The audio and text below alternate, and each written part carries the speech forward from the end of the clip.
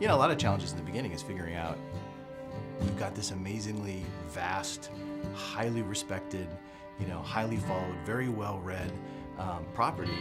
How do you bring that to a game and do it justice? There are so many different things within the books that were clearly had to be a certain way. There was so much strife about whether we were going to do Tom Bombadil at all, and the conversation about, well, Tom Bombadil wasn't in the movies, and there's a reason why it was cut. We had a very strong belief on what we thought was going to make this story great. It's such a long road to get to where we are today, and there are so many different things that I can look at now and say, that was definitely the right decision. And Tom Bombadil was definitely the right decision. So at launch, it was, you know, we had 8 regions. We kind of worked our way through the Shire. We ended up in Angmar. You know, it was a, we thought, huge world at the time. In fact, I think at the time it was one of the largest pieces of landscape ever released for a game. Eyes and ears and hearts and minds and everything opened up to us to see how we addressed, you know, how do you do a story in this world? You know, we can't be Frodo, right? I mean, these are the things that people thought the game was going to be, that I could be Frodo and I'm going to run through Middle-earth. You know, we had to get them to understand what our take was, that we were allowing you to tell your own story within Tolkien's story.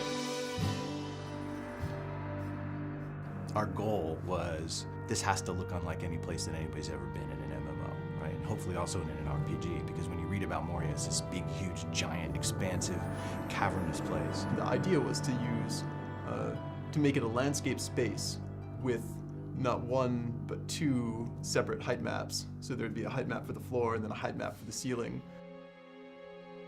That was something we'd never done before, doing the vast landscapey interior dungeon. It's really hard without a date file and without having sky and clouds and sun and all the colors that brings in.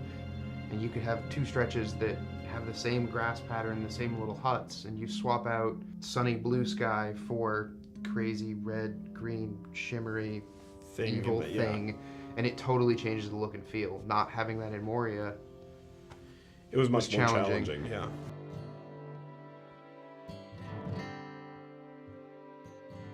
Our primary goal was to, how do we take this amazing game that people love once they get in it, but that there are some basic barriers to entry, like the subscription-only experience, and how do we reinvent what we have so that it retains all of its, you know, grand and glorious nature while addressing an audience that's much bigger. We are standing on a mound of content that is, you know, almost 10 years old, going back to when we first started early development of the Turbine. I think it's a credit to the early architects of the game that we're able to, you know, continue to add on to it and grow it and do remarkable things. Coming into Rohan, we have a totally new space. We have a totally new way of playing across it. And I think that being able to go out onto these vast plains and ride your war steed and challenge these, you know, mounted bands of marauders, I think we've come to a whole new chapter in Middle-earth.